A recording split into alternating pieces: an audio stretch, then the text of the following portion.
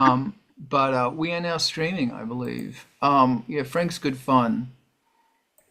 He's a very fun creature, and he keeps me sane. Welcome to the Art of Rock. It's Saturday morning. I got out of the bed of the wrong side today. Whatever. I want to acknowledge the Tongva people as being the rightful landowners of the land that I'm standing on, which is Los Angeles, California. Tongva people, thank you for surviving, and you're fucking awesome, and you rock. This is the Art of Rock. Today it's the Art of Carl in a shit mood. Every Saturday morning, and I'm usually in a better mood, we're here. And it's fantastic. And we are going to get each other through this because I think a lot of people are in a shit mood right now. So we're going to work fucking together to fucking slam fucking awesomeness. I don't know what that means. Thank you, Angelspit's Patreon, for putting up with my endless quantities of bullshit. This Wednesday, a very exciting gig is happening for me. It's the Ice Planet 9000 live thing, and I'm really, really hyped about it. We're probably going to do more of these because it just needs to happen. The Industrial Incisions playlist is where you need to go to listen to fucking music. And if you're in the Patreon, will you send me your goddamn tracks, please? For fuck's sake. This is about promotion. Everybody goes, don't get any promotion. There's some. If you're free on a Wednesday night, follow Culture Vulture. Fucking awesome shit about synthesizers. Ambient. I did a dark ambient masterclass with Alex from Culture Vulture. That's a video to it. It's very good. You should watch it. I'm very proud of it. More amazing free promotion comes from MTV TV. When you're bored, play MTV TV because there's so much good shit on MTV TV. And if you've got a video, send it to MTV TV and they will play it. I can't stress this enough. Promotion is so impossibly difficult. And now here are two things to help you freely promote. And the first person to bitch at me about fucking Spotify, you know what I'm going to do. Rezi, thank you for co-hosting because you're bloody awesome. Here's Rezi's stuff. Really good music. By the way, send me more of your music so I can put it on the Industrial Incisions playlist. And when you make a video, thank you for the invitation. Appreciate it. Send it to MTV TV. Thank you. I just really want to break things today. So I bought a new toy, fuck y'alls, and it's a Doepfer A-111-6, and it's an everything built-in synthesizer. I was skeptical because I thought, how good can it be? Because the board's this small. It's fucking awesome. And it's not the same filter. I don't think it's the same filter as the 120, which I hate. If it is the 120, it's been tweaked. It sounds balls. I love it. And it's absolutely built in, and you've got all these controls over, for example, obviously the filter, obviously pitch stuff, but also the wave shape. You can wave shape triangle and square, obviously, and it's got a sub oscillator built into it. It's also got a external input built into it. And you can voltage control the attack and decay and or release. It's great. Alex, I see your hand. Talk to me. I think it's based on the SEM filter, but I'm not sure. I wanted to look it up right now. Yeah. Also, I think it's basically SH101 from the structure. Yeah, it sounds like a 101.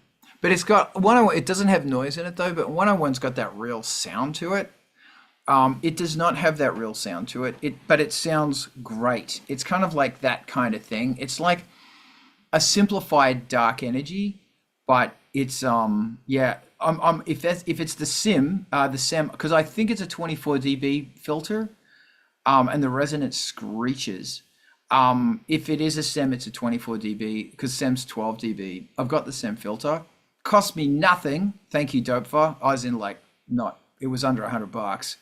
God damn, this shit's good. All about that Doepfer stuff.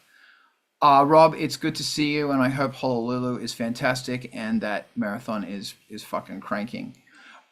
Yeah, so that's what I'm doing, and I'm using it live. I decided to take the noise engineering buyer, I'm not even going to try and say it, out just cause reasons.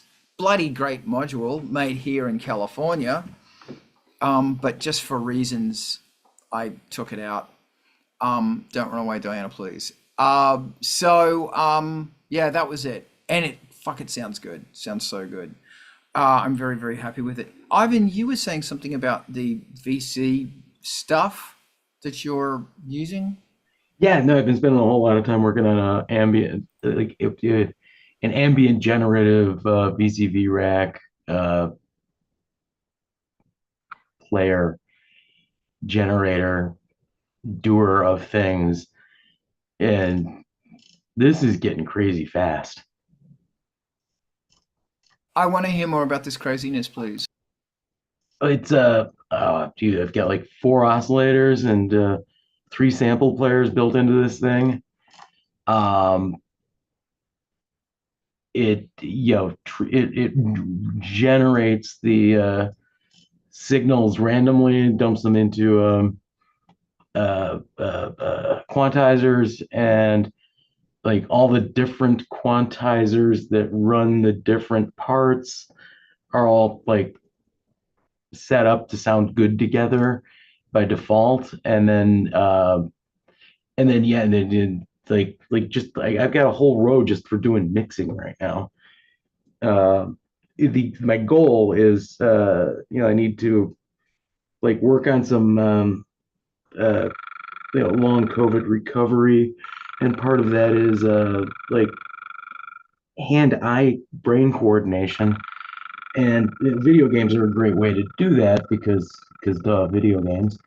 um and so what I want to do to encourage myself to keep doing that and actually start playing music again is I'm gonna spin up a Twitch YouTube show where I'm gonna do really, really long range exploration in Elite Dangerous. Like fly back out to Sagittarius A a bunch of times, which each trip to Sag A is like that's like 40 hours of flight, like in real life.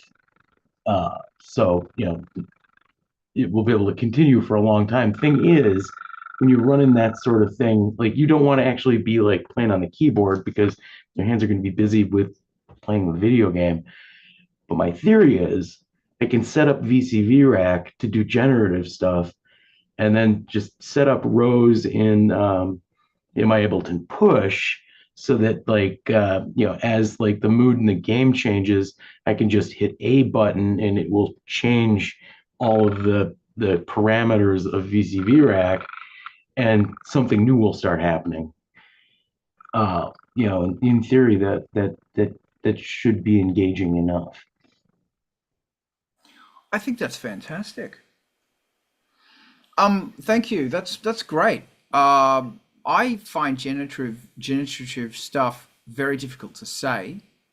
And I think it's really interesting stuff. Razzie, apparently you've got really something incredible to say about this go.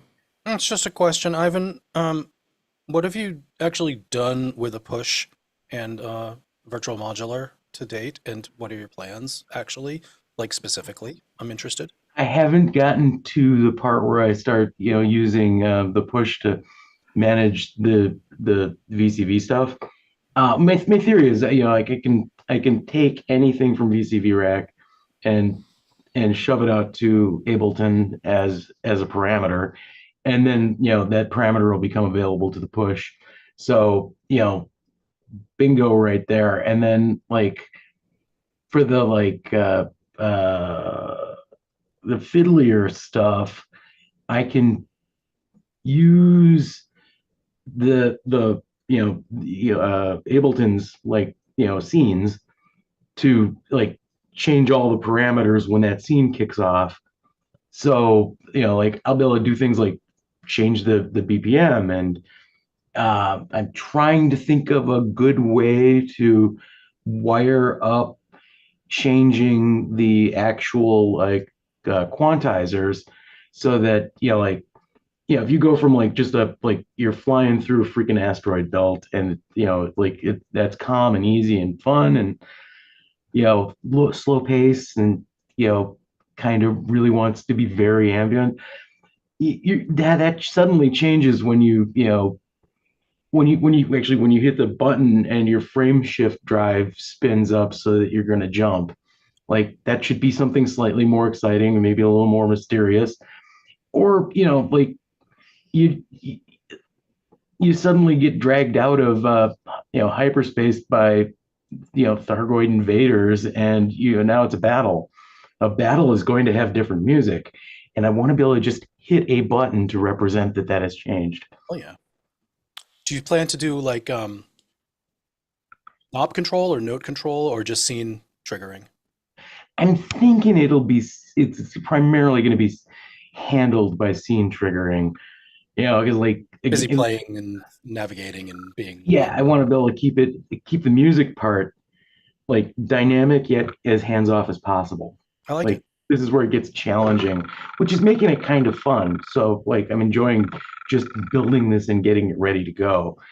Because like there's a whole lot of stuff that I gotta get ready before I can actually start running the show. If it wasn't obvious from why I asked, it's because well, let's just say I don't know when I want a lot of stuff to change in Ableton Live, or really in anything other than main stage.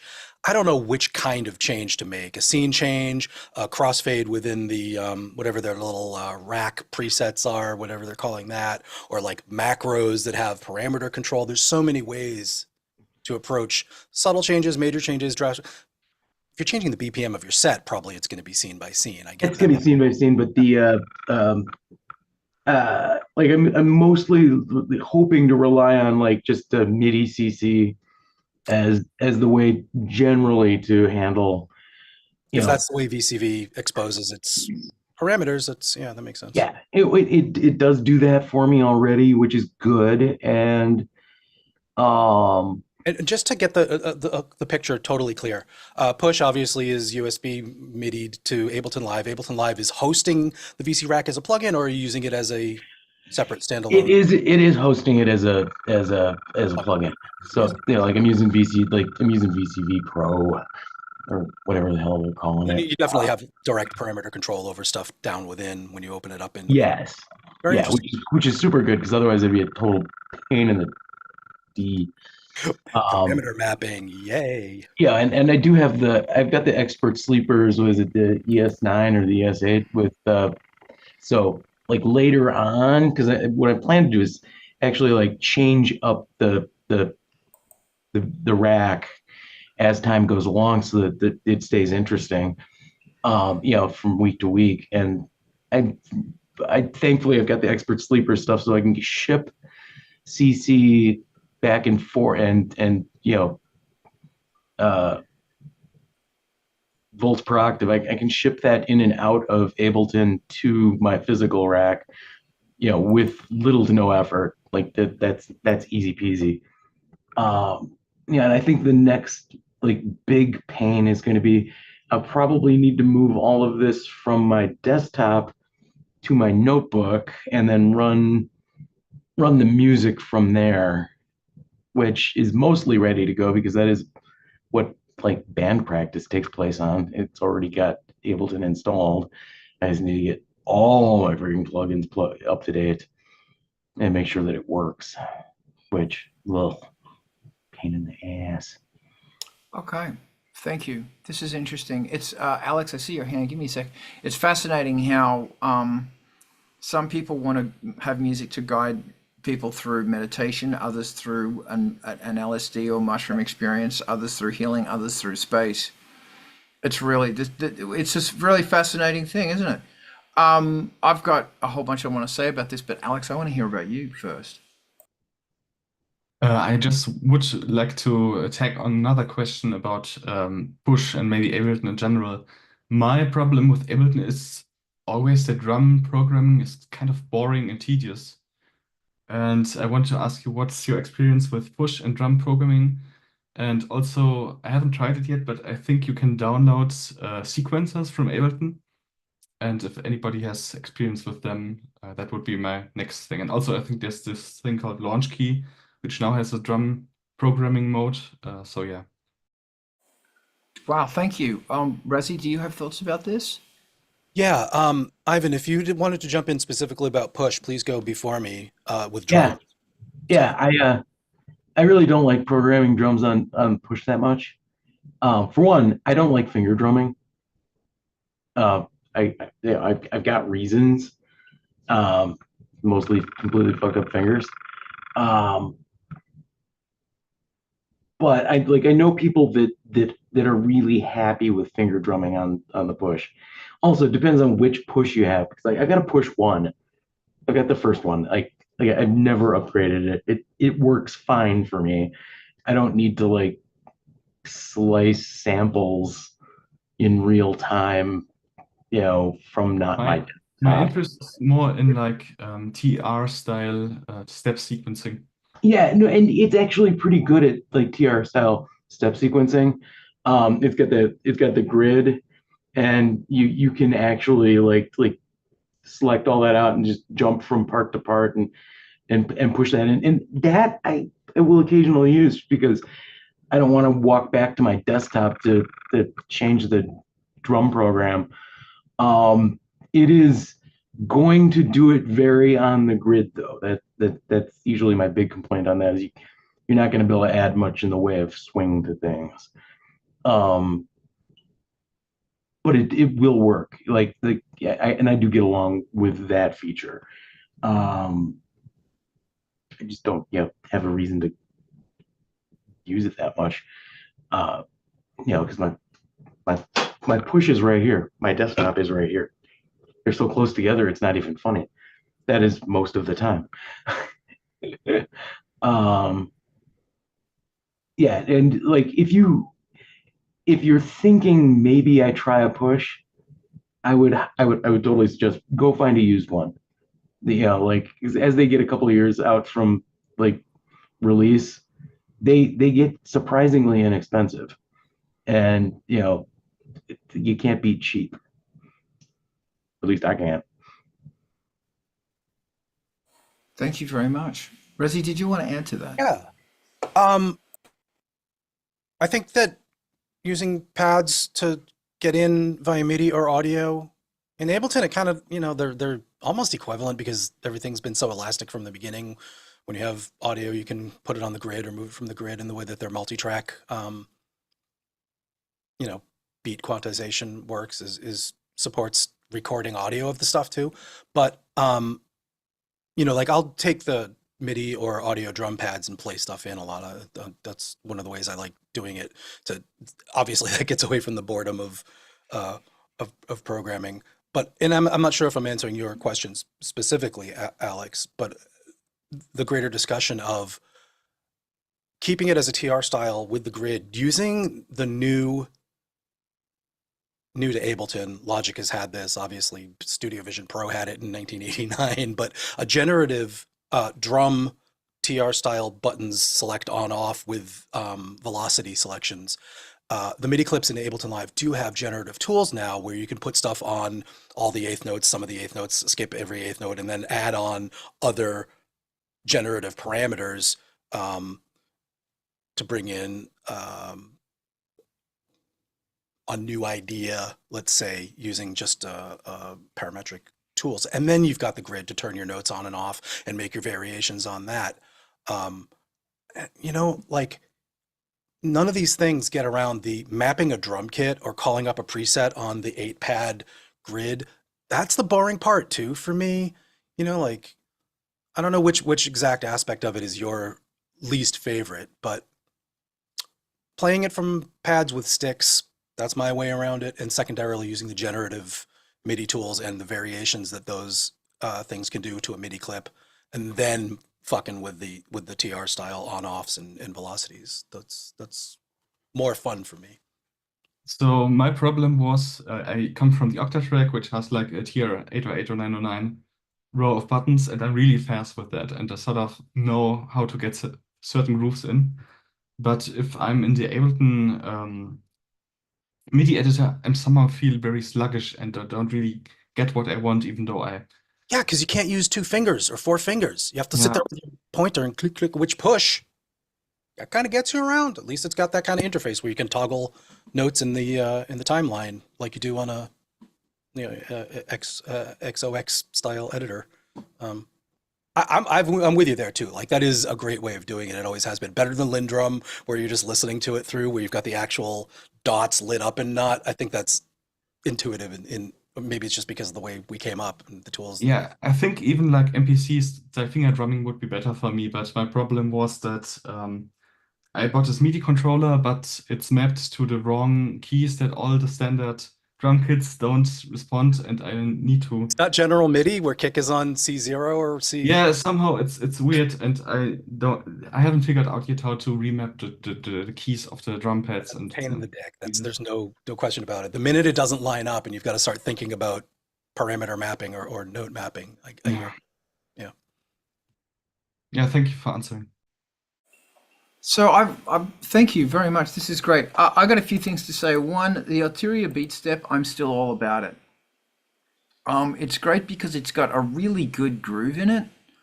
Apparently you can update the groove to different like kinds of groove, but the shuffle on that thing, the swing, fucking great. It's like Akai good. And Akai, you know, they're brilliant.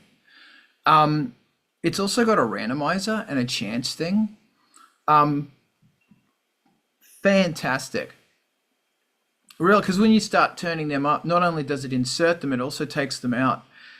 Brian Eno, also did a drum thingy where, it's a software plugin thing, and it will go through and it will actually take stuff out.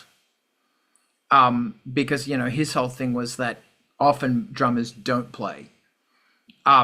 So yeah, the beat step's fantastic for that. And you know, there's all this stuff you can like set up polyrhythms, like this track only goes for 11 and this one goes for 17 or whatever. And they're kind of like tumbling over each other.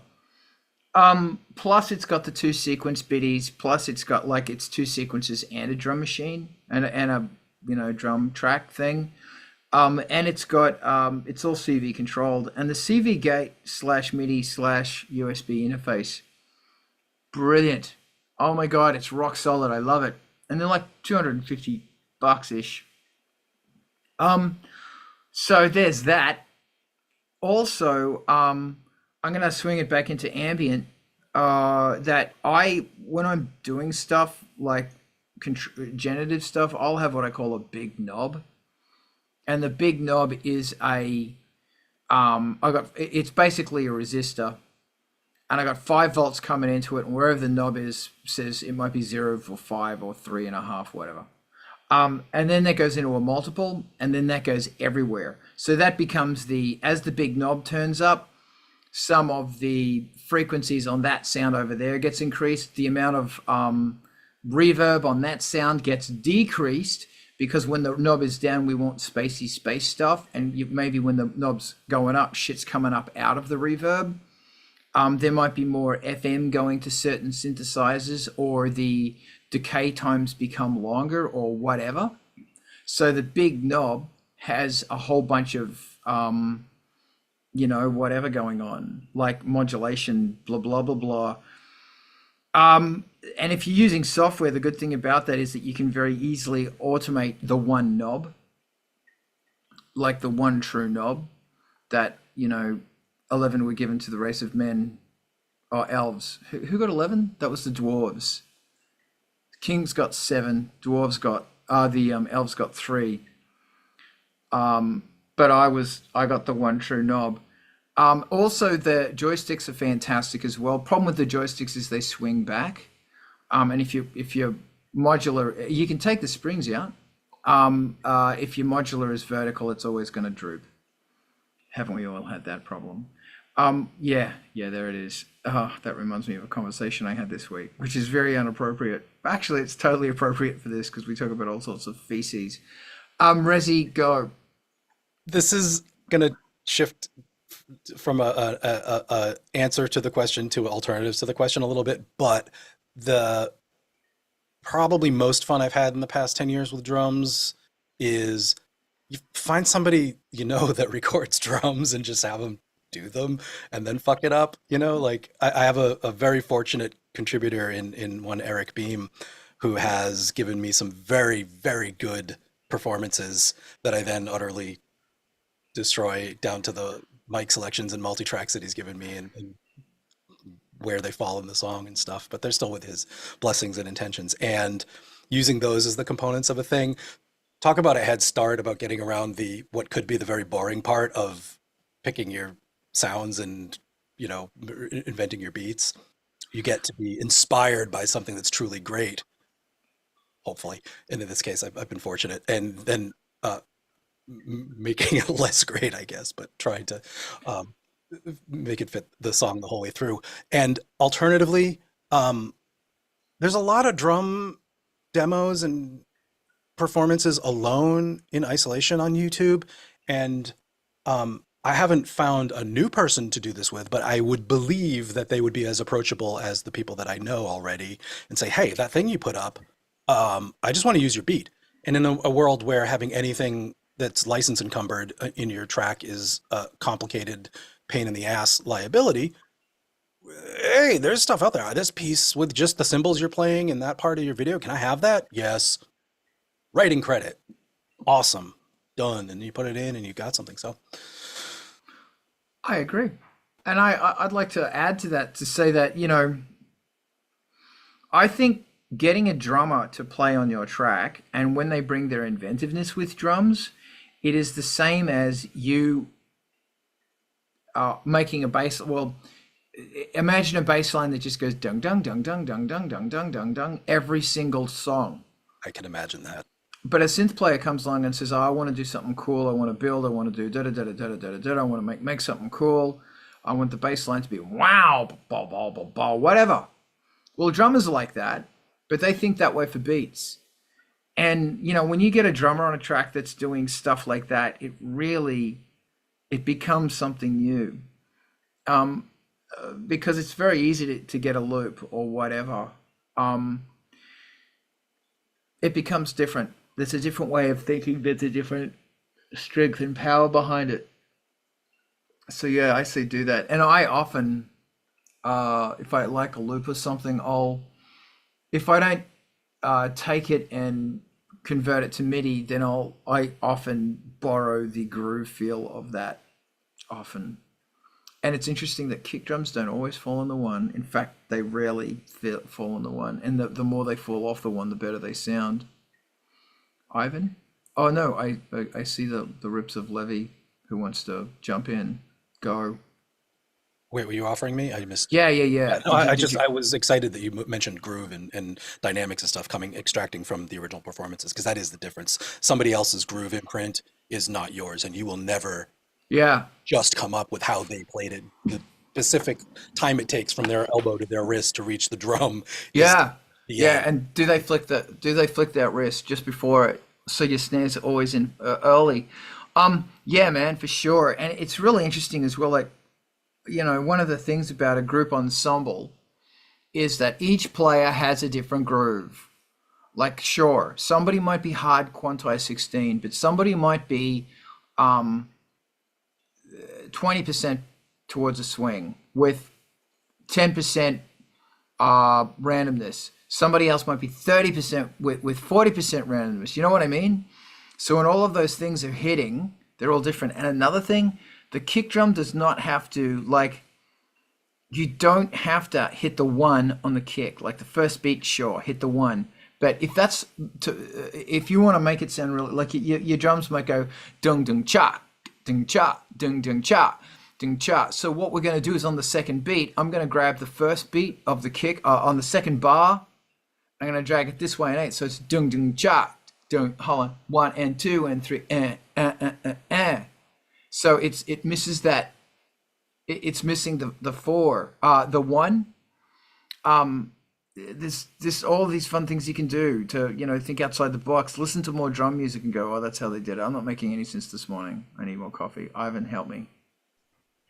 Yeah, the one thing about this project that's been fun, like there's more than one way to make generative stuff, and so like I found myself, leaning onto the Hydrasynth, which is pretty good at making generative. And then for the percussion, I'm actually using WaveState, the Korg WaveState, because Korg WaveState is a pain in the ass to program, but it can do just about anything you want eventually, once you've learned how to do that. Because it takes you to school. Yeah, good stuff. But the nice thing is I am dragging in actual like physical instruments on this as well. I love it. Thank you, Alex. I want to hear what you have to say. Then there's a really good question that's come up from. I'm not even going to try and say your name because I'm going to say it wrong, and I'm going to offend you and your family by saying your name wrong. Alex, hit me. I think it's Anuket 1829. Oh wow! Look at Alex. Oh, Alex knows. Alex obviously had his power pizza this morning, didn't you? What sort of pizza did you have this morning, Alex? I mean, tonight. Just red apples. Red I think apple pizza. there are services where you can actually commission drummers to play certain beats for you. I forgot who it was, but I think I could look it up. But maybe you can just Google people like that, and you just send them your MIDI, and they play it. As a drum track. Yeah, I think that's all I wanted to say.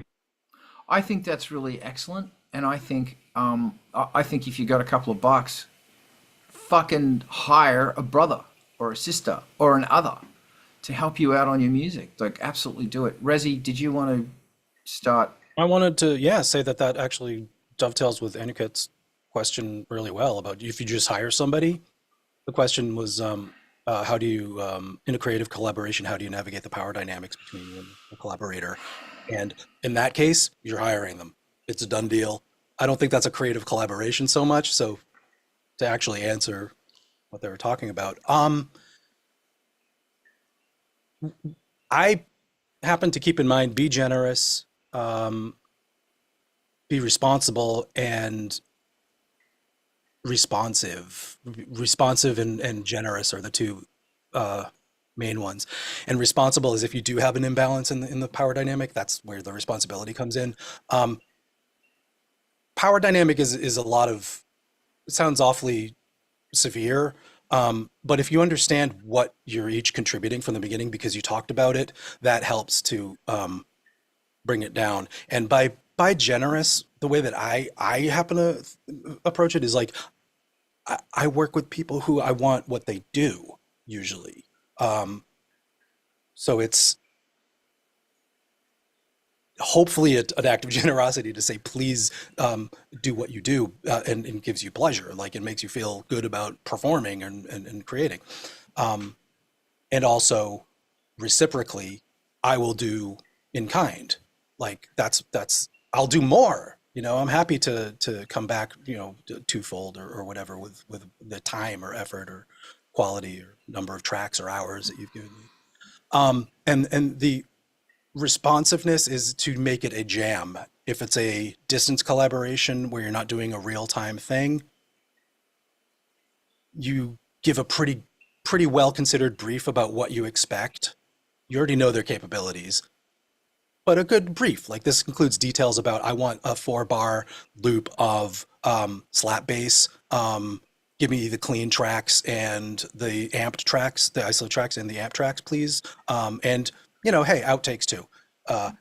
Specific, and this is the key we're in, this is the tempo in, or this is the track you're playing with. That there's like real specifics. They give it back to you. You're like, oh my God, this changes my interpretation of everything. Thank you, sorry. I rewrote the song based on your thing. Here's my new version. Want to jam back on it?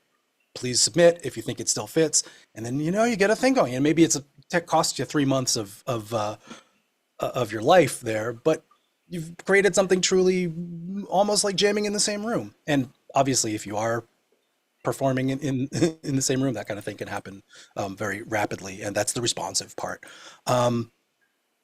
And then there's other ways of approaching this, like with just, knowing there is a power imbalance, and you're asking something of somebody who has a higher profile in the world and is in demand in some ways creatively. It'll be pretty obvious what they can and can't, because they got to that point because they know how to negotiate that balance and still be liked in the world, and learn from them. Thanks, Resi. I sure didn't. I think I got to where I am because people hate working with me. I will treat this question very seriously, and I do thank you for what you just said, by the way. I'll add to that to listen. And also, look, oh wow, man, this is the one that breaks up bands, relationships, and families. Yeah, listen not only to them, but also to what they're actually saying behind the disagreement, because I'm assuming there's disagreements here. Are they saying, I don't feel that my music gets incorporated, and that my ideas don't get used enough? Are they saying, because then that becomes a political thing that, you have to put the song is the most important thing. And it doesn't matter who fucking did what. Having a good song is what matters. And sometimes when you go into a song, you go, okay, guys, we're going to write a song now, and it's painting clouds. It's not harsh break beats, it's painting clouds. And it's gentle, nice music. Or you might say, this is not gentle, nice music. This is music to incite a riot. It is high energy, angry motherfucking music. That's the brief. And if something peels off, Dennis, well, I tell you what, we're going to put that peel off over here, but we're focusing on the brief. Because just letting it happen is really difficult with people, because my definition of just letting it happen is very difficult to your definition of just letting it happen. And plus, man, the crazy thing about writing music, besides musicians are psychos, is that musicians have an idea in their head that they can hear, but you can't. And trying to go, I have no idea what the fuck you're talking about right now. And the thing about it is, if you stop it along the lines, along the journey of its becoming real, it's going to sound like crap. So it's real hard. I think difficult, and it was pure projection, but it resolved. Okay, good for you. Lucky, yeah, that's great. It's about listening. As I have got older, I've increasingly looked back on all of the terrifying fights that I've had with people to understand that what they were saying was, I don't feel I'm being fairly representative, and your ideas are too weird. So there's ways around that one, because it's like there's the Memphis law, the Memphis rule, which is something, which is like whoever is in the room gets an equal share, provided they're putting in. Because who knows that my idea, which was those Peter Gabriel fucking trumpets, didn't turn up because you came up with something which made my brain spire. So without the both of us brainstorming, it wouldn't have worked. So yeah, that's my thoughts on it. Alex, what are your thoughts on it? I think I said this here before, but my philosophy is, first of all, real power imbalance. I don't know, because I've never worked with Rick Rubin or Hans Zimmer or something.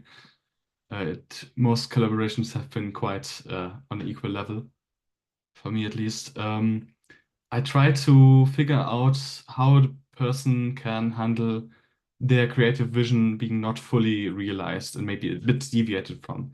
If they're really precious about it, I give them full control with the maybe back thought that if we were not do another one, it might be switched, and I try to figure out if the person is okay with it.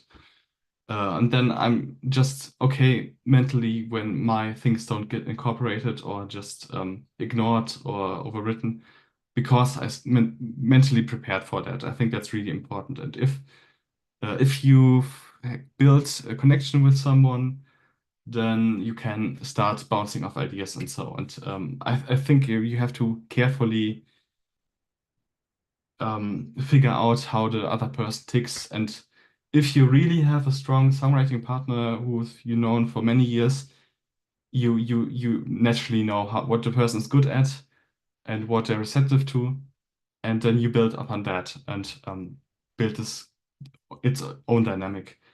And the last thing I forgot.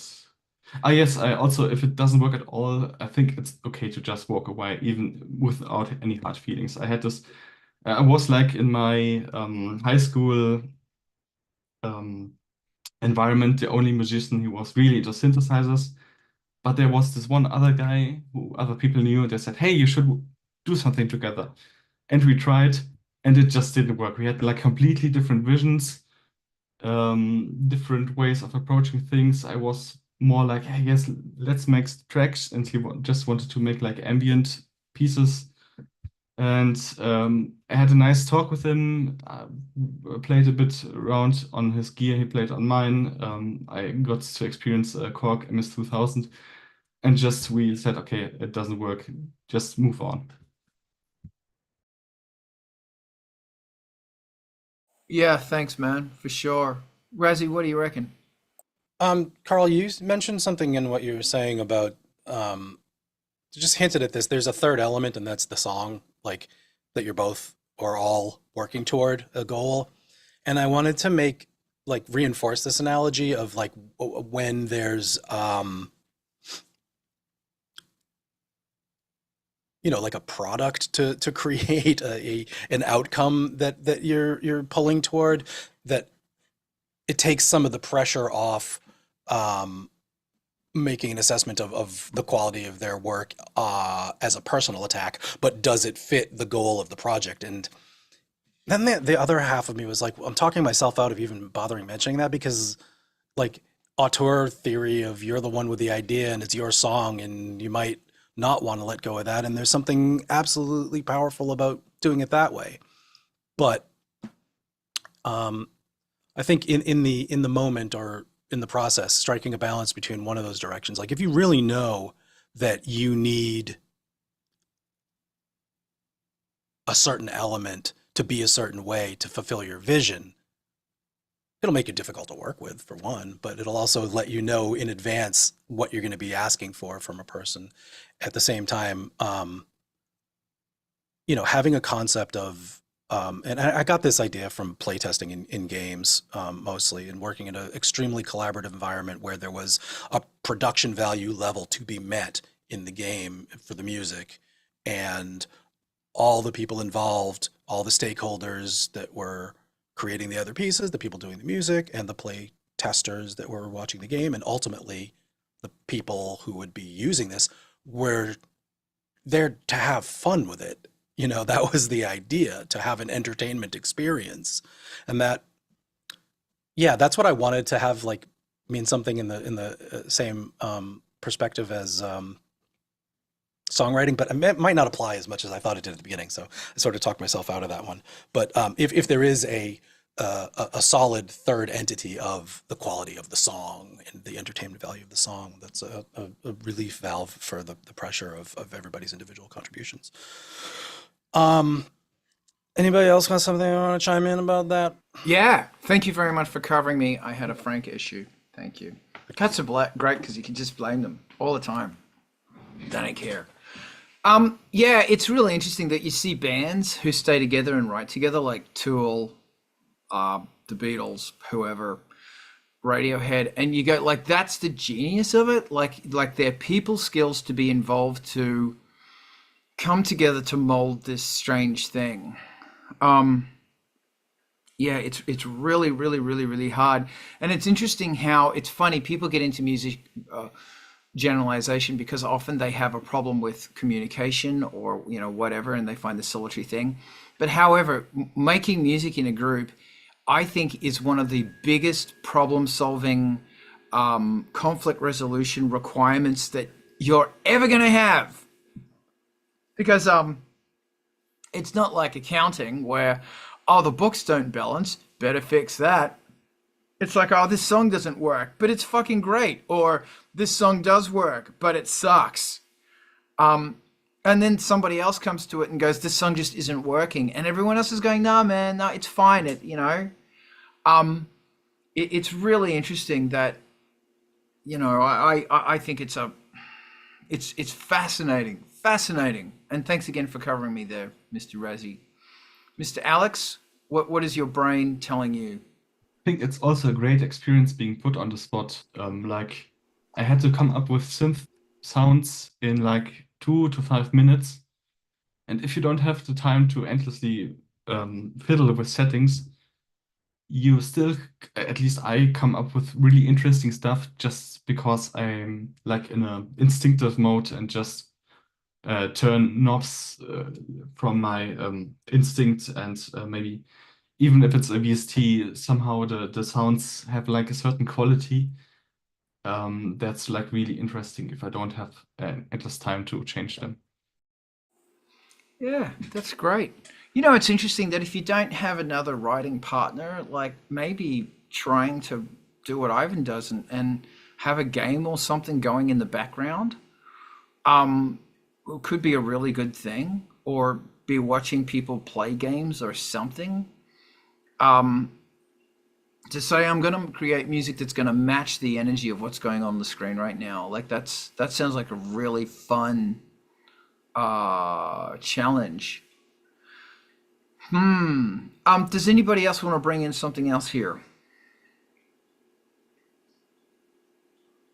Wouldn't it be nice if there was just a QC checklist for this sort of thing? Like, somebody submits their bass part, and you're like, "Oh, it doesn't have this. Okay, check out." Nope, sorry. Oh, I was in a band like that. It worked for a while. It did actually, and you know, that's kind of getting into marriage therapy department as well, like band therapy department. That yeah, but it became difficult because the thing about music is that sometimes music, like I said, it follows the rules and it works. Then it breaks the rules and it works even better. You know, and that's what's so hard about it. And it's funny that music is spent really trying to break rules. Like you're trying to go, what is something audaciously outlandish that I can do right now that is going to make the top part of your head feel like it's just come alive? It's going to fire off all the little neurons in your brains. Like, what's in that, you know? So, yeah, that's all I got on that one. We can keep chatting about this, or we can talk about, I see the hand of the resonator. Yeah, I mean that's like threading a needle there. There's knowing what your genre is that makes you excited to be even doing music, and knowing what those elements are. Maybe there's a component of what your collaborators also feel, and certainly a component of if you have an established audience, what they're expecting, and all those influences going in, and still breaking the rules, but not running afoul of the things that make you unappealing to the people who already like the genre and make you nauseated because it doesn't fit in, whether that's you know, oh god, I used a major key and now I don't feel nearly as goth as I was last 10 minutes ago. But there's a puzzle there, certainly, and that is, like, if anything makes the top of your head expand, it's finding those little pockets of, I haven't heard that before in this context, and it comes together to make a more powerful, you know, like a reinforcing effect on the stuff, you know, that I was thinking, and it became something bigger than it was a second ago, 5 seconds. Yeah, and another really good thing about, and another good thing about writing with a person is that you might, one of those happy accidents, you just didn't even hear it, and they go, oh my god, do that again. Yeah, it's a good thing. Yeah, taking a break from each other, I just don't know. It's so weird. Like, sometimes I think that the concept of a band is gone. I was reading something the other day that was saying that, like, the last time an actual band charted was like 10 years ago or something. Or that may have been the UK top 10, or maybe in the US one as well. But like, it's just become so hard to say, oh, we're going to get a room and everyone's going to turn up to the room on a Wednesday night and we're going to bang it out. You know, I do know people who do that, but it's like, I don't know. It's just a strange thing. It's a strange, we seem to be moving into a time where my thing is that bands are great because they force you to stop being such a prick. In my case, because you have to coexist with somebody else, and you have to be gentle and kind, as you said, Rezi. You've got to listen. And it's not just about you, it's about the song. And now there are many people putting this, several different people adding color to this thing. You don't want it to be beige brown. That's kind of it, isn't it? Everybody's bringing a different little piece of color. And you've got to agree that we're going to go green, or it's going to be purple, or it's going to be whatever. So don't mix other colors in, or it's going to get mishy-mushy fucking beige brown crap. Don't want to do that. Maybe that's it. You know, we'll keep all the blue stuff for over there on that song. This one's green. Whether it's going to be UV green or forest green, I don't know yet. We're going to see where it goes. But I forgot what I was saying, and I don't care anymore because I'm out of control and I'm a rebel. The resonator, I see the hand. It just made me think of it, how much we are in an age of, as much as maybe the 60s as a front person and then a room full of 23 writers, you know, with credits on a thing. And I don't know, I mean, it's kind of in some ways closer to the not band, you know, like solo producer, songwriter kind of thing. But it's also so entirely different because of all the parties involved. I don't know what it means, though. Like, it's a weird, specific phenomenon of not just the Nashville, everybody in the room gets a credit because it is a writing room of 3 or 4 people making a song. It's like everybody that passes through with a sample loop or a modification to a note or a changed lyric or the vocalist changed 2 words to get the credit, and it's maybe cheating a little and everybody's resentful. Like, there's so many ways of, you know, like one artist being the front of the thing and then a pyramid or iceberg of other people, you know, making their contributions more than ever. Yeah, and it's also very interesting. By the way, I want to talk about the gig. It's really interesting because this insular thing, I heard it recently that the currency of music, of art, is no longer cool. It's currency. It's money. And people are like, art is suffering because of money. And don't get me wrong, man, money's always been there. And it's just when the focus of it becomes, I don't know. I'm not going to talk about on behalf of other people or talk about other people's experience artistic. This is about my experience, that it's difficult for me to be creative because I want it to be cool and I want it to be something that's going to be still relevant in 5 or 10 years. Or you're going to hear the lyric where they talk about top 8 and you go, I remember top 8s. That's MySpace. I mean, yeah. But I just don't know, man. I don't know. I am constantly trying to. You're dealing with people who are just as pissed off, happy, and complicated as you are, and so you got to be true to them. Yeah. Sorry, I just fully hijacked that. Hey, I want to hijack it again. Gig is Wednesday. This time next week, I'll be giving you a rundown on how it went. And I'm kind of excited. I'm kind of nervous. So firstly, the place we're playing is as I mentioned, the Hollywood LGBT Center in the small DV theater, Black Box Theater. And because it's set up so well, it's going to look amazing. But I have become a pretty good sound guy, I figured out. I did a mariachi band last night. Dude, rocked. Dude, I rocked that. 11-piece mariachi. Fucking amazing. They're the first trans mariachi band in the United States.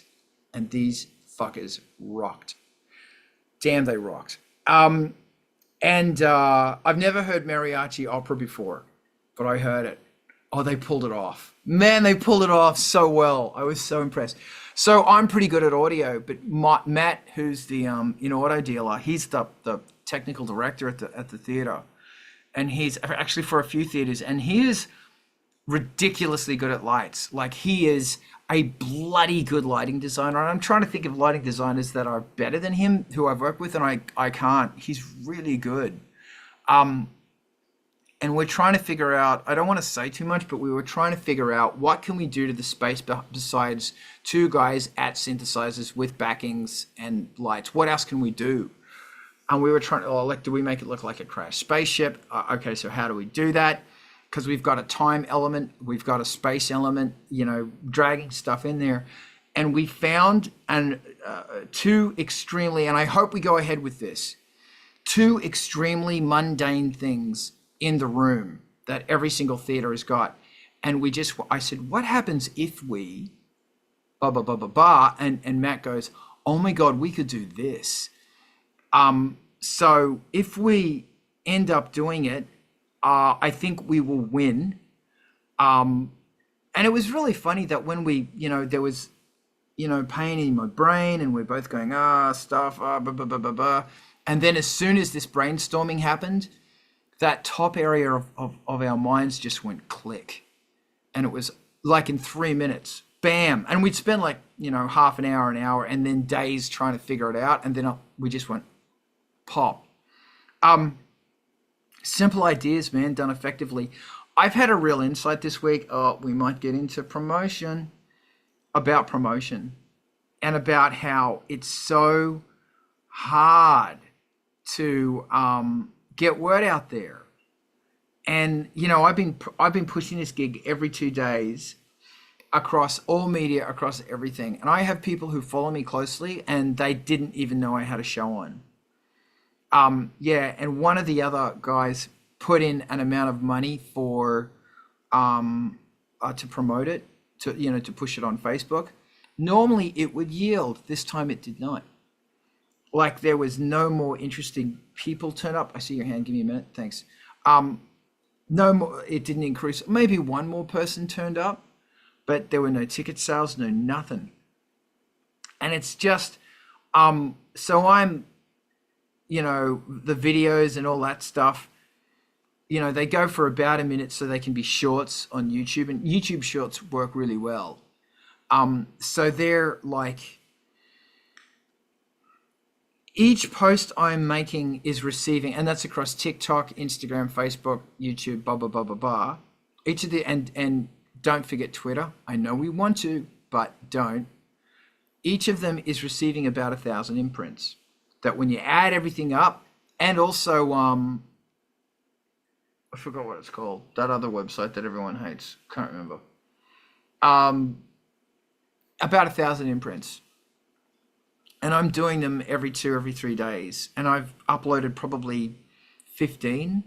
So that's 10 to 15,000 blips.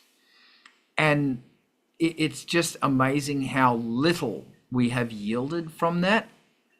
And I've purposely tried to tick all the required boxes. I fucking hate doing this, but you got to do it, man. This is promotion. And it's really, really interesting. Like, that, if you can come up with this really cool idea for a song or this cool idea to how to lay your stage out, you got to come up with a cool idea for marketing as well. You're using the same part of your brain, and you don't have to use your face. Raziel, what do you think? Shit, dude. Like that's frustrating. But it really it just hit a little tripwire in that the number of impressions that you just created, that's your effort side. That's not the response side at all. It's actually valueless on the reaction response recipient side. Because it could be the same 1,000 people. Now they've had 10 impressions of the same thing. It could be one person that was hitting reload because they're a bot. And obviously those are the pitfalls. But being told to think that way and that there's some hope of reaching your people. And the reason I gestured while you were talking is I wanted to turn it to also, did you hit a mailing list also? And what were your impression numbers on that comparatively? Contrasting with the impressions on social media. Yes. Angelspits went out. Maybe I should do another one. I don't really want to. I do have to. I pimped to Bandcamp. So remember, on Bandcamp, you've got emails. Use those damn emails. I am going to pimp that out again today. I've only pimped on the Angelspit mail out list once. And I have the Kickstarter for the Ice Planet 9000. I sent out one on that one. So yeah, there are, and also Patreon. But my problem is, and also Jason, who runs Somewhere Called Records, our problems are that we don't have people in LA. We have people who are into our shit, but we don't have people who are into LA. Matt does. And trying, even him, with all the people he says, and this is what's really interesting is, so we made these little things for our phone that's got, it's like a little blurbage thing. And it's got a QR code. So I'll say, hey man, I got my gig, come to my gig. I'm that guy. Sticks phone in their face and they can snap it. So they can actually scan it there and then. It's like a digital flyer. And they're yielding. That's yielding. Because remember, every person, if you do a gig and you shake someone's hand and you look them in the eye and say, thank you for coming, they'll be your fan for life. So, you know, it might be a similar thing where, yeah, when it's in human form, people are turning up, but it's getting to those human form is real hard. And today actually I printed out a whole bunch of little flyers because there's the trans choir is at the center tonight, which I'm mixing, and Matthew's working a show in the DV as well. So we're just going to have flyers. Yeah, and it's just, even people there don't know. And it's not anyone's fault. It's just the amount of noise. Like that's and I guess the thing is like sticking a flyer. Dude, I really honestly believe that if I had people's addresses in LA, I would be sending them stuff. I would send them a postcard. Like I would love to be involved with friggin' Ambient Church or whatever, to say we're gonna combine our strengths and we are going to create something amazing. And that's what I need to make a mailing list for this gig. Razi, what are your thoughts? There's something in the numbers that is like, first of all, it's not 1,000 or 10,000. It's 1 million that renders 10 people in the door or whatever, because that's the way that you get people to buy media space on your platform. You know, we're talking about a really specific thing if we're talking the social media, and that is a platform owner wanting to filter your posts until you pay X amount to get them to people. And that's a thing that you can fix, but you're treating it and thinking of it like a failure of your own, to some extent. I'm not saying you do, but of your own like reach or design or something. But that's the way it's meant to be. That's it's behaving as it is designed. You don't reach all those people, but you are given a message about how to reach them for $10. And that's sort of the weird obstacle and fallacy of, yeah, like 10,000, 1,000 impressions, 6,000 impressions, but that's all in service of getting you to pay, $100 a month to get 1 million impressions instead. And even those are valueless because you need people who already know your stuff in LA, and then you got to do a whole bunch of marketing stuff about targeting and retargeting people who have responded in the past, and it becomes a whole extra job that you've now got to take on, and you're busy rehearsing for the show and producing the fucking lights so they're awesome. So I get like this, just it makes my mind reel just hearing you talk about it, and I've stepped in it too. See, here's some things. What we need to be doing is to say, okay, we team up with 1 or 2 other venues that are doing this. Yeah. And we say, you guys are doing it on this night, we're doing it on this night, and blah, blah, blah, blah, blah. And we're going to work together. We're going to promote each other's shows. And I'm going to talk to Perfect Circuit. And I'm going to get a discount coupon from Perfect Circuit that is a mail-out thing, that if you come to the show, there is a Perfect Circuit discount there for 10% or something like that. And then you get Perfect Circuit involved. You get the Synth Museum in LA involved. You get all that stuff involved to say, okay, we're going to build this thing now. Scene. Yeah. And that's tricky. That's tricky because like I have to be very, very careful what I say here. I still believe that as a musician, what you do not want is to be playing to a room full of musicians, because musicians don't buy merch and they will come to a gig so that they could possibly scope it out so they could play at the next one. That's, come on, man, we're musicians, that's what we do. You want to be playing to people who are not into, who aren't into actually creating music. You do. You want fans. You don't want to play to your friends either. And what's hard is that, like, because I have limited, like, I haven't had a lot to do with the ambient scene here, but what I do know is in rock and roll, in industrial, blah, blah, blah, blah, blah, there is a big sector that just want to hear the music to turn up. Get dressed up, look fantastic, turn up, boom. I don't know what ambient music's like. I do not know the idiosyncrasies of this demographic. I sure as fuck know them in goth industrial and rock and roll and punk, kind of. So I know what they're looking for. Here's a platform where you can turn up and look beautiful. Boom. But in ambient music, do you want a safe place where you can drop acid? You know, and that's actually something that, you know, you need to say, you know, maybe they do. Maybe, I tell you what would be fucking epic is that if there was a LAN party and they said, we want to hire you to turn up with your gear to do a live soundtrack while we all fly off to fucking Sirius B. Do people still do LAN parties? Or it's a stream. I don't know. I'm just gravitating towards actual live more. But hey, you can stream that shit. Alex, what are you thinking? Several things. I don't know where to begin. Maybe I think you're friendly with one record shop. Maybe you can ask them if you can put up a poster or maybe put some flyers there. I don't know if this helps you. I think the problem is that you right now don't only share the space with other humans promoting their stuff, but also bots spamming the bandwidth. The cynical side of me says make a bot promoting your stuff. I don't know how feasible that is, but yeah. And maybe if some people are following you on bands in town, maybe you can try to push it there. I don't know. Yes, I did. I pushed it on bands in town as well.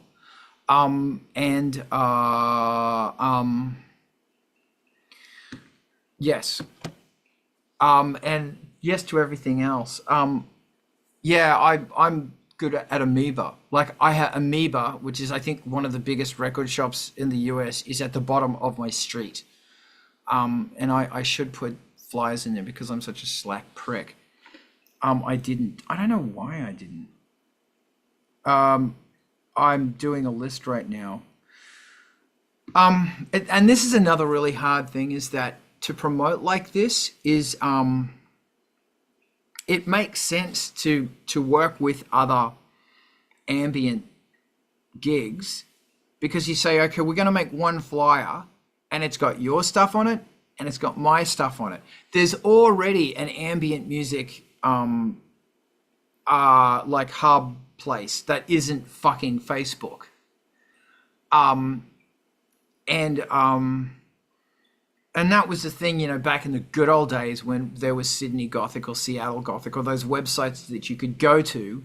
You didn't have to pay to put on it. You just say, hey, man, could you put our gig up there because it's goth? And they go, yeah. That's where you'd link back to. So you're doing flyer drops with them, and now they're happy because there's flyers around town with their name on it, pointing to their website. So, yeah. Hold on, I'm making all these lists. Ambient gig list. Yay. The thing is that musicians suck at promotion. Suck at it.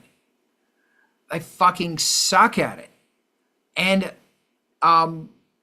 like having a business, because what we're doing right now is like we're having a marketing business kind of brainstorming session. That's not easy. And it's now, okay, I've got a to-do list. We have to do it. It's like, no, I don't want to do that for whatever fucking reasons. Which is why you have shit Spotify plays. Oh, sorry. Fuck, did I say that? I'm sorry. But that's the truth. You've got to fucking pimp. And it's like, oh God.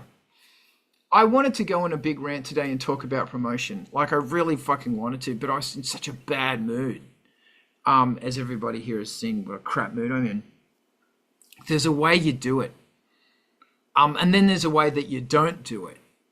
And the amount of people who do it the way that you don't do it because it's easy, it's like, anyway. So, that's what I got. Alex, I see your hand. Yeah, maybe one disagreement I have is that musicians don't go to gigs as much, or you don't want to have them as fans. And I feel, especially for like the Eurorack crowd, that's the exact opposite. I think it's like the people going to Eurorack heavy shows are people who have Eurorack themselves at home. At least that's my experience. Yeah, I agree.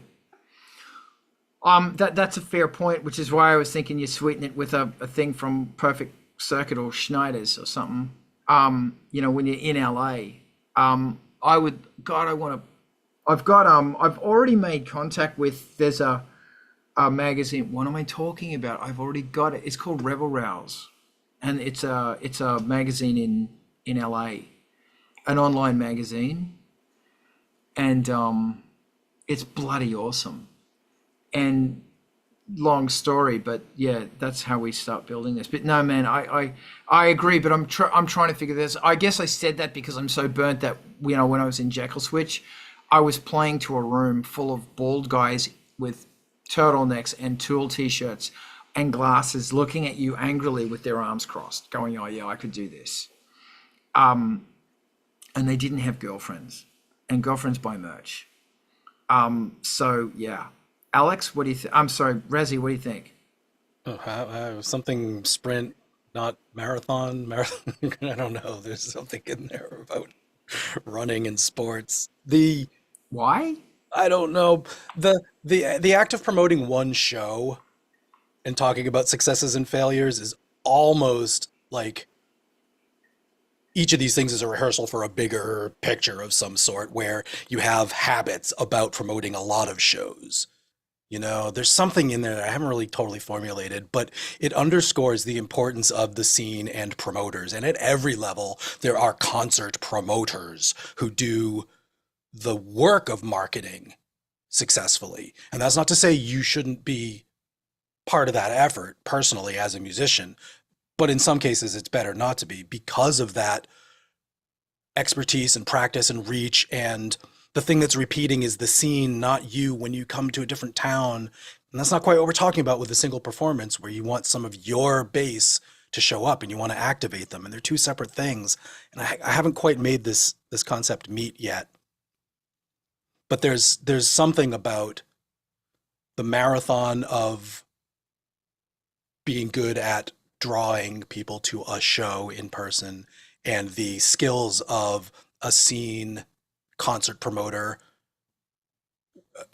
Like I remember through my entire life the names of concert promoters. Tea Party Concerts, for some reason, in Boston is a thing from the 70s, and like obviously the stuff that went through all the goth nights. There's a dozen of them that are too super strong, and I know the people that really believed in it and had success doing it. But there was like sort of another factor where the night or the scene or the event or the party had a lot of gravity too, to amplify and work with that. Something, similar to what you were talking about already about what's the ambient scene. What is fashion, kaftans and muumuus. Muumuus. It's really fascinating how, like at the end of the day, how different is it to sell, I just said sell, goth, industrial, and to sell Ambient. How different is it? Because instead of saying, oh, I'm going to have a discount for Perfect Circuit, I'm going to have a discount for the Goth Shop, Gallery Serpentine in Sydney or something like that. Yeah. Something else I did do, and I saw somebody mention this, Anuket, I'm sorry. Are you in Chicago? I just saw that. The problem with a lot of those street magazines, if you've got to pay for it, and you're not, within that, I have an issue with return on investment.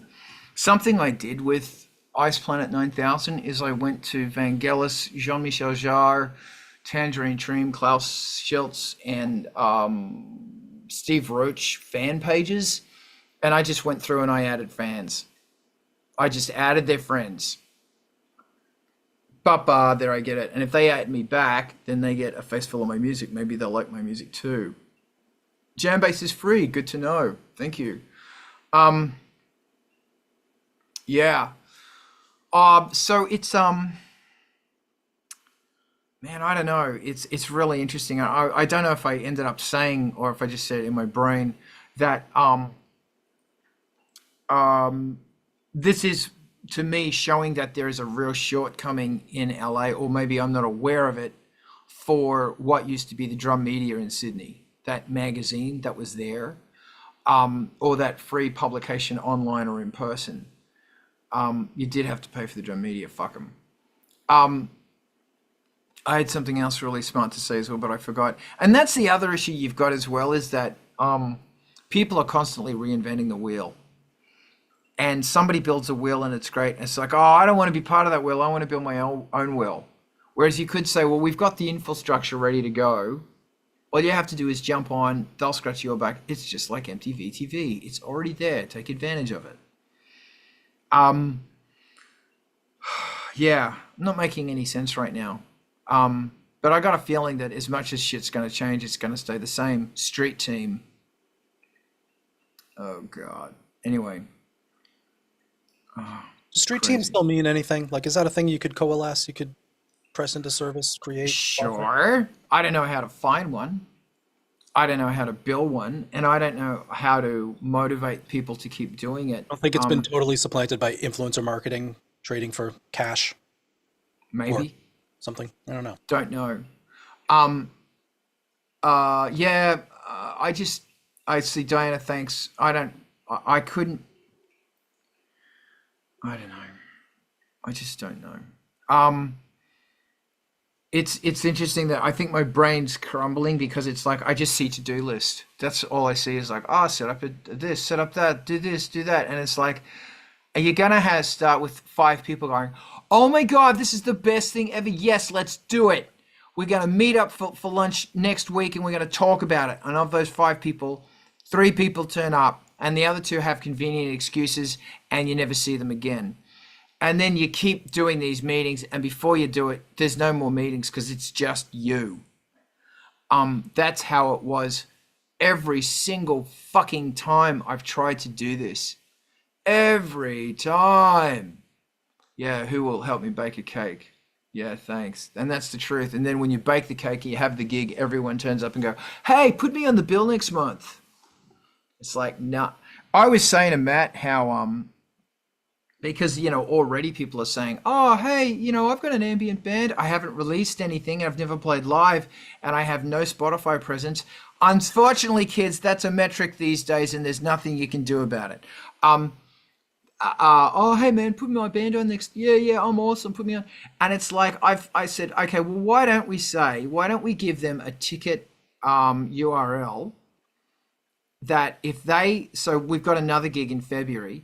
If they can sell 10 tickets to the February gig, then we'll book them for April because we know they can pitch. And if they can't pitch, you're not on the gig.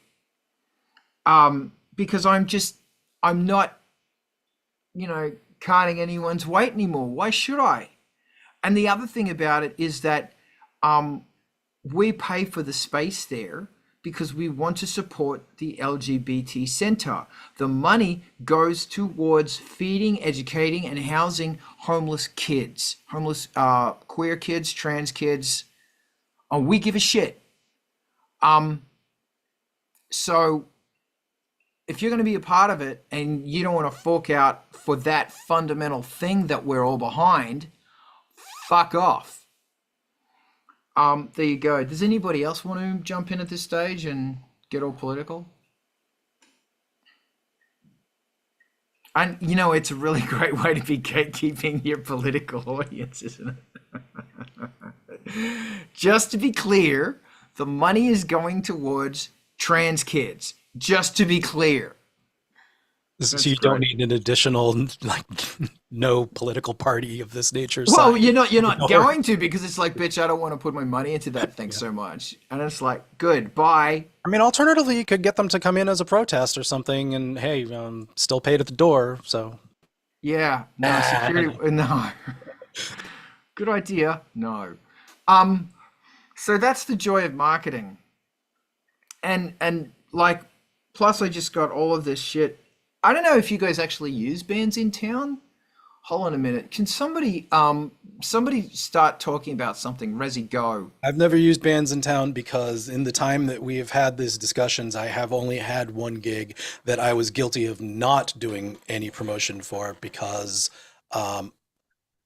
two gigs, I'm sorry. One, I wasn't the band, and the other was I was the band, but I was also seeing if it even worked, and I wasn't certain that it would. So that's why I have not used bands in town, but I have had many opportunities to include it on people's web pages that I've been involved in creating as an embed. Great. Thank you very much. Alex, what you got? I use it as a consumer. I don't know how to call it. But I stopped because I got the same messages from the same band again and again, and I couldn't turn it off. And it was frustrating because it was just the same message every day. It was Papa Roach, and yeah.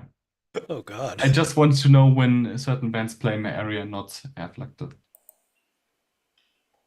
Okay, here's something really cool about what do you got? What do you got? Okay, so Bands in Town talks to Spotify, and you'll have your gig on Spotify, on your Spotify channel. Fuck what? You'll have your gig on your Spotify account. So if you have it on Bands in Town, and it's all free. Fuck off. I don't know what the fuck this fucking bullshit is. Fuck off and die. Bands in Town is okay. I wanted to test something and I'm getting 2,000 screens of fucking bullshit and I don't care. And my computer's going nuts. And this is part of the problem. Like whatever you're experiencing as a either dark pattern to fuck with your day or extract more data out or attention out of you, that is exactly the same thing as how it's hard to reach your people by making a post on social media using these tools. They're free, but what do you do? What's going on? Yeah. It's just telling me to verify bullshit, and I went, no, I couldn't be fucked right now. But nevertheless, it's there. So it's saying that Ice Planet 9000 is playing a gig. It sends Bands in Town is a really good one because I believe Bands in Town actually pulls its numbers from every single other media source that you have, being Facebook, being Twitter. It basically compiles them. I don't know how it gets emails. I have no idea. But I jumped onto Bands in Town a million years ago, so luckily I've got a really decent following there. But I don't know. Yeah, I wanted to have a great big Carl gets angry and passionate about promoting like hardcore today, but I don't know if you guys want to hear it. I don't know if you want to hear it. Yeah, I'm just in such a bad mood. All I want to do is I gotta fucking work tonight, which is okay. I don't mind, but I'm gonna eat pizza. I'm kind of looking forward to work, but I feel like throwing a tantrum. Did I just cut it? My computer is going, I hate you. And I'm going, Band is in town, do that to you? Just goddamn work. No, life in general does that to me. Yeah, computer's just going, computer says no right now. Does anybody else want to jump in and say something fantastic right now, or which is the name of my Sonic Youth favorite Sonic Youth track. Or, great track. Okay. Well, I mean, we can. Oh yeah, that's one thing I did want to say is that, unfortunately, yes, the news of the gig hasn't been getting out because of the noise and butter, but the brand has been growing. I've been checking the metrics of it, and the brand has been increasing. More people are being engaged on the sites, and. But I still think that's a bullshit bubble economy, but it's better than nothing. Sure, what? What specifically metrics? Just I'm Yeah. interested in what you were looking at. Views, that sort of shit. Views, plays, all that crap. Um, it's interesting. I'm trying to peel Ice Planet away, 9000 away from Angelspit. But that's hard because Angelspit's got such clout. Ice Planet 9000 does not have clout. So I'm trying to build it. And it's been a very humbling exercise that I have learned that Ambient is actually a lot smaller than I thought it was. But it's been a very humbling and to make recontact with realism of how hard it is to promote a band, of how incredibly fucking hard it is to promote your band. Yeah. That's it. That's all I got. Does anybody else want to say something as I say? Alice, what do you got? Yeah, I think the ambient listener, the people who listen to ambience are rather big because there are many people just casually putting on a playlist because they want to study or something. That's ironic, but go on. But I think the community of ambient enthusiasts is quite small. Yeah. Yeah. It's I guess, you know, there's a real thing about the amount of people listen to something versus the people to go out to actually see it live. And yeah, we will see what happens next. And it's not just about ambient music, it's a lot of different things that, you know, again, shit's changing. That's really good, that's really bad, that's really exciting. And you just gotta go, okay, how can I navigate this to have something incredible? You stick your finger out when you want to say something, Razi. Now Yeah, you're waving. actually, Dude, show. it's a little antenna getting all the brain waves from across the country and world there. It's like because this is like a little bit on the nose, but doing it over here and you get the same Yeah, idea. yeah, yeah. I like it. Two things come to mind, and that it's there's like small percentage of your people that we're actually talking about that are ambient fans that just listen to ambient. Nobody just listens to ambient space inspired, you know, long form stuff. They listen to music, and that is one of the things they like. And the other thing is, I've heard it said as promoting to your existing base is not cost effective. Like you should be looking anytime you're spending or effort or money to the outside your box rather than the already inside, which makes some sense. You do both. But that what we've been talking about sounds a lot like reaching people that already know and that already are built in and that are ambient fans. And I know that's just language to some extent, but that forms a little bit of our habits. And I don't know how you do this and not be uncool, but promoting to outside with still the trappings of what you are, that's an art. That's an interesting thing. And I've seen some bands like right now, I'm watching specifically that get into Reels and TikTok doing the things that are absolutely targeted at the general public, but they're definitely a goth band. And it's so incongruous and it just goes up my ass sideways. And it's like, oh, but they got numbers. Yeah. It works too. I don't even know. Well, this is the question: is are people going, "Oh yeah, now I'm going to follow your music," or? But even if they don't, like there's the 1 to 100 thing, so that every 100 people you make it, one of them's going to turn out to be a fan who is buying your shit or getting invested in your shit. So if you pull in 10,000 people, that's 100 people, 100 extra people, like minimum. So you know maybe it does work. Which I do not know. Does anybody else want to jump in at this point? Because I feel we've come to a lull in the party. And if you just want to sit around and fucking bitch, I'm all about it. Do I go in ever so slightly into my rant about promotion? I don't know if I could be fucked. I think I should probably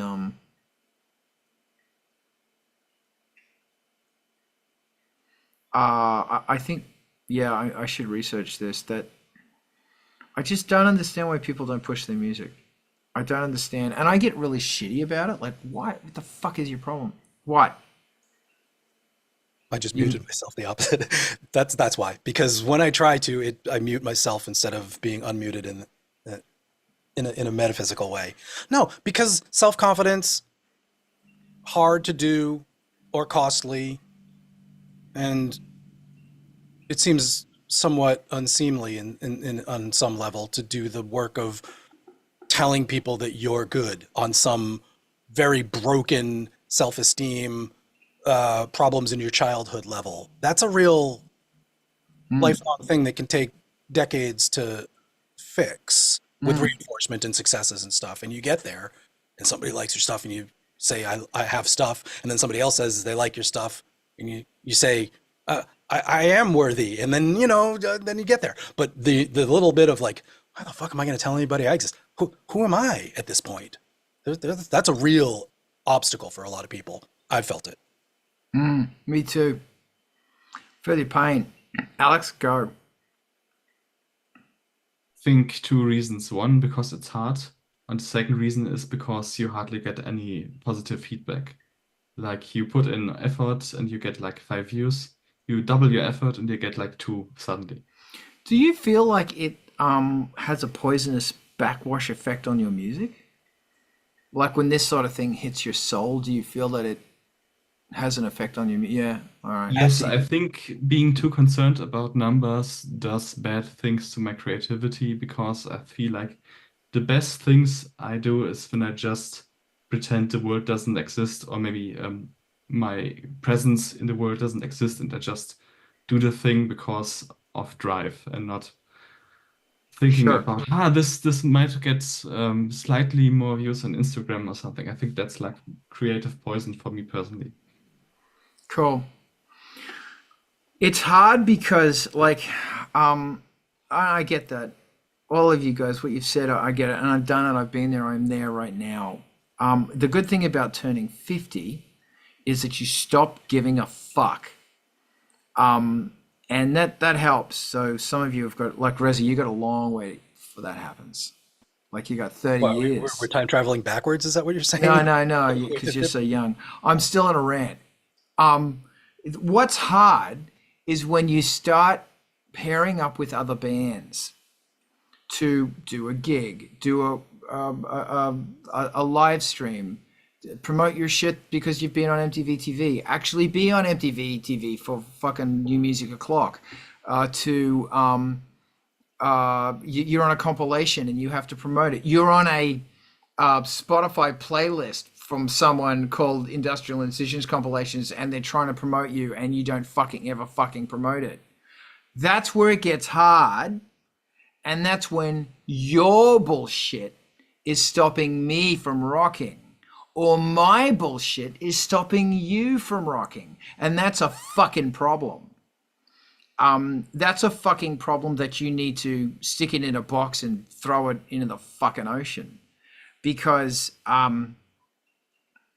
I think the only way we are going to get through, the only way I will get out of this shit fight is with the help of other people.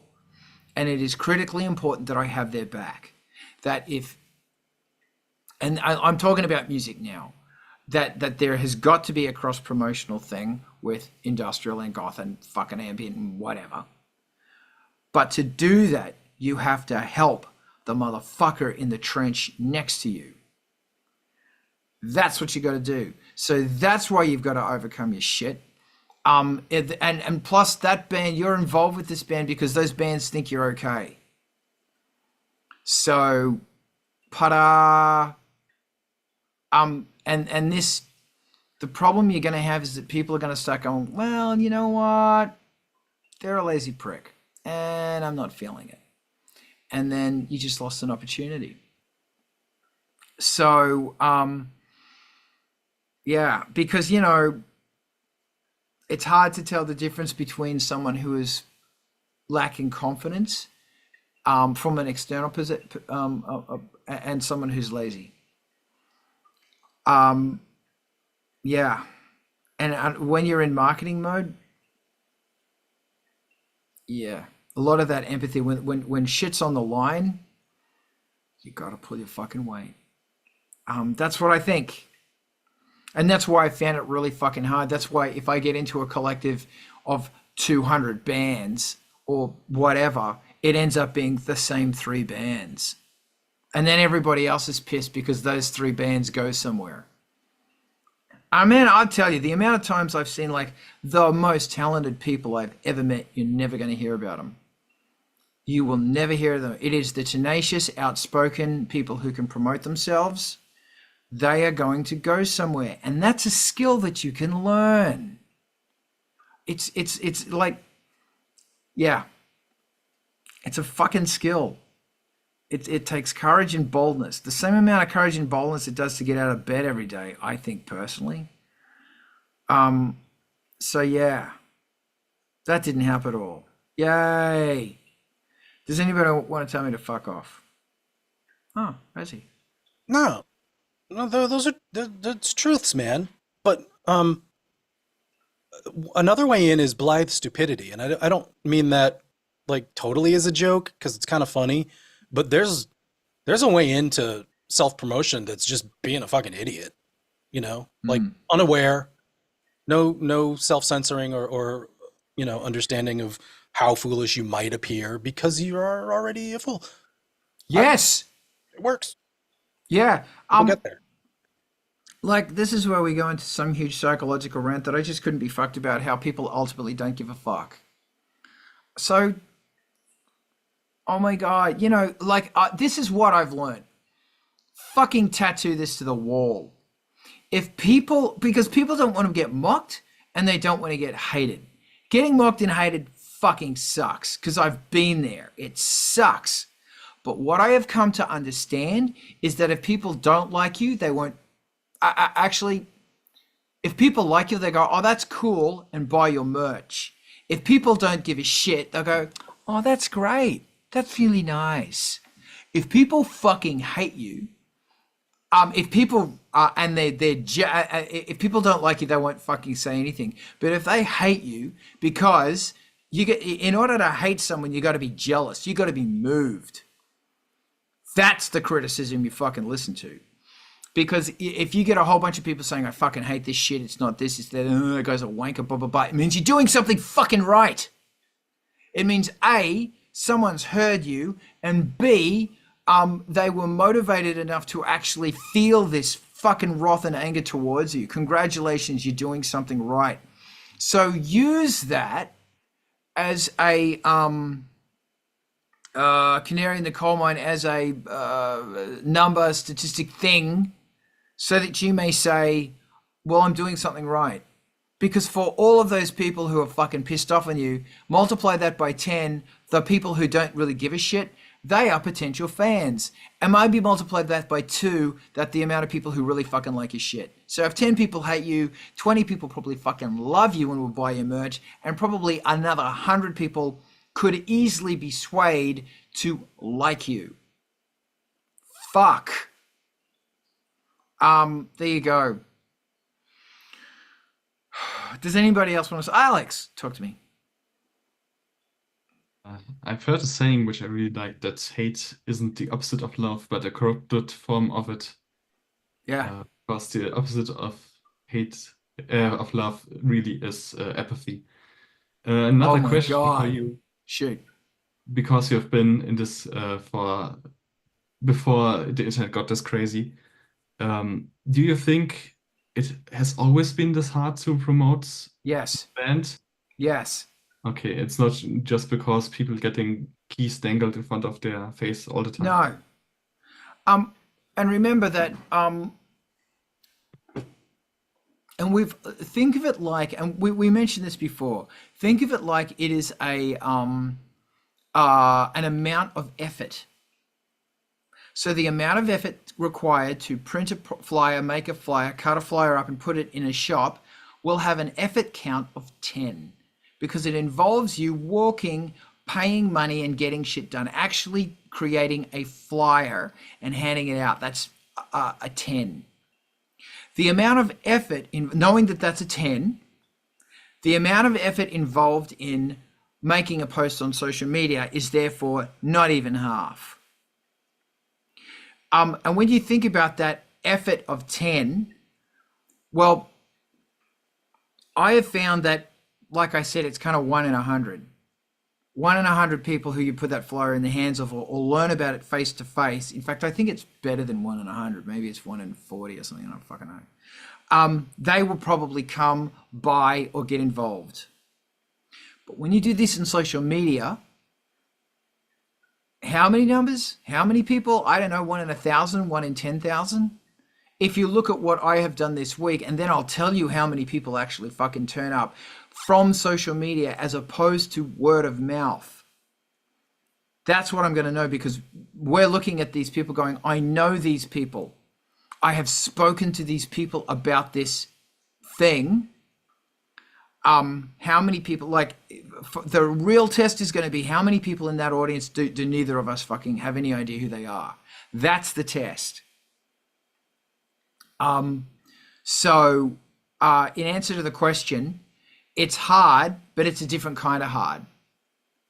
And if you want to get known on social media, you probably have to jump around in a bikini on the side of a pool doing some stupid fucking TikTok dance. Then everybody's going to love you because of your hot bod. And by the way, have you actually, like, you look at these people who are going, oh, this is me next to a pool in my hot bikini talking about my new single, check it out on Spotify. And you have a look at it and go, yeah, that's okay numbers, you're doing all right. Then you look at their Bandcamp, same track, same single, and it's like, nada, not a fucking thing. Well, you know, they'll have some, but it's like, really? Your Spotify followers are this many, and that's what you're selling on Bandcamp. Like, what the, more often than not. I'm not blaming them. I am pointing at the, yes, everything's moving to streaming, but also, is that 1 in 100 number that I was talking about, is that now 1 in 10,000? What is it that you do something and somebody is actually motivated to get involved, to buy it, to turn up? Is that 1 in 10,000? Don't know. I don't know. So I think it's easier, yet I think it's harder.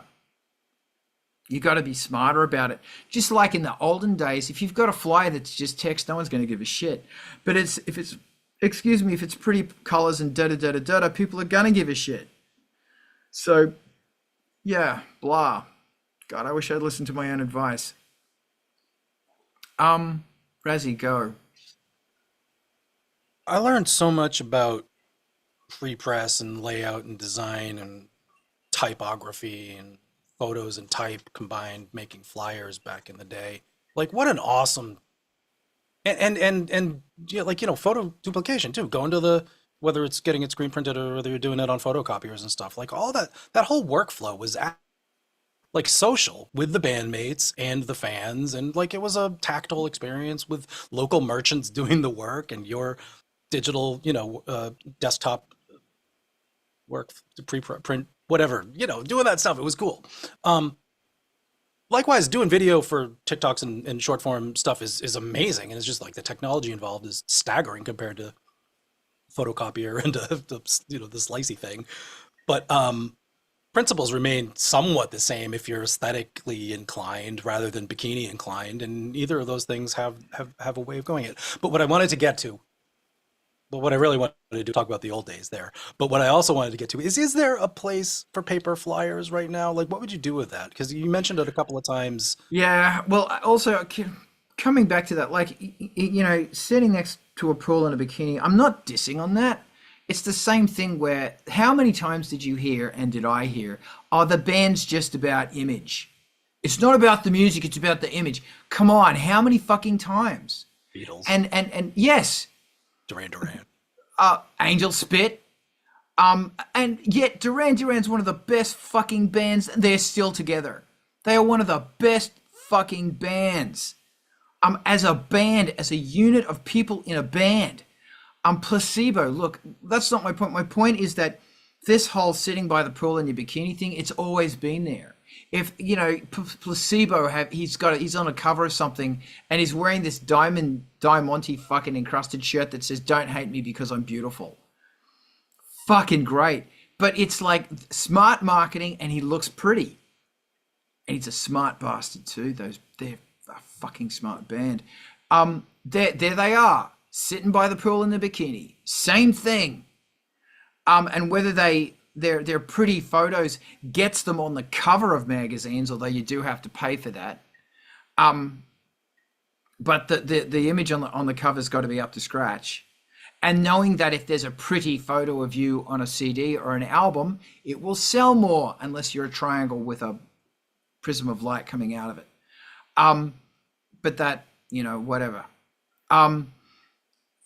That's how it is, man. It's always sex sells. Always, always, always, always, always, always. Sex, drugs, and rock and roll. Hallucinogens. I don't know what the sex thing is in fucking Ambient drone. That's a t-shirt. So hallucinogen cats and Ambient drone. I think it's parthenogenesis. Ambient. Was there anything else to that revolting fucking outburst that I just had that anybody wants to jump in and say fuck off, Carl? No one, nothing. Well, thank you for joining us on this. Flyers. So in record shops and places like Perfect Circuit and Amoeba, there's a whole table full of them. So people are still doing it, and there's the flyers, and that's what you walk past and you don't give a shit about. Oh. So also, my last word is I bought Frank a automatic cat feeder. And I set it to go off at 2 a.m. and at 4 a.m. And I think it works. Because he's been... Lovely. Was that it dispensing or he was... Yeah. The trick is, if it's empty, if the bowl's empty, it makes a louder sound. Frank gets up, investigate. Oh, food. But yeah. Anyway, there you go. So I trained Josie the past 15 days to tap my hand to get a treat. I've successfully done it. So. Oh, good for you. The relationship level. Wow, we're like 1 o'clock in the morning. Does that? No, I gotta play fetch with her though. She grabs a ball and brings it back, and then that thing. Like to tire her out some days, but this is specific. So you do that. How much do you play with her before you go to bed? Not every day, but if I do, it's 10 minutes while I'm winding down and doing other things, 10, 15 minutes. I should try and do that. Frank's robust. He's got a lot of energy. Train this cat. I thought she was totally ungovernable, but she's got the tap food. She's got it now. I think she might remember. Well, she's, cats, man. I'll say that nothing makes me laugh like the way I laugh when I'm playing with Frank. Like, I laugh out loud with the stupid shit he does. Skids across the bed, destroys everything on the bed, fish everywhere, his little toy fish everywhere. Funniest guy. Anyway, I'm going to call it. Does anybody else want to jump in at the last minute, or are we done? Fuck this, we're done. Thank you for joining me. I started the day in a crap mood, and now I'm in a relatively okay mood, and thank you for helping me get out of my poo mood. This is the Art of Rock every Saturday. This is Carl therapy. Honestly, come on, of course it is. And I thank you for it. It's Angelspit's Patreon. There it is, $3 a month, or don't and just fucking turn up, because most of the shit there is free anyway. Because I'm gonna do that as long as I can. Hold on, I just did that wrong. The gig, it's this week. If you're in LA, please come. And then next week there's going to be an interesting report. The Industrial Incisions playlist, which I'm also posting into the chat here, that I am grateful that everybody who is on the panel right now will be sending me a new track, and will also be promoting the Industrial Incisions playlist. And thank you to Drake from 40 Octaves Below for pimping it every week. You're a fucking legend. Promotion sucks, but we've got to do it. And Vulture Culture's on Wednesday nights. Like that channel. It's really good.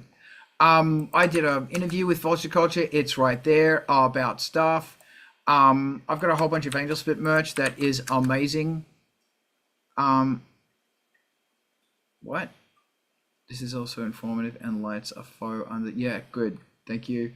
And if you've got a music fucking TV thing, actually, before we do that, Razi, thank you as always. Boom. Go like Razi's stuff, follow Razi on Patreon, and fucking listen to his shit and buy his stuff on Bandcamp because it's bloody good. You're an industrial legend, mate, and we are honored to have you here. Thanks so much, man. I appreciate it. You will not be forgotten. But now we're rating to MTV TV.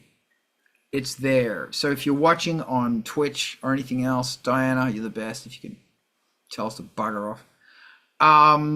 That's where we're going. So the Ewoks are celebrating. Ewoks are celebrating. And thank you for watching. Blah, blah, blah, blah, blah, blah, blah. Yeah. I'm gonna make a pizza. Are we rating? All right. We're making a pizza. I'm making a pizza. Hey, we just rated. Fantastic. All right.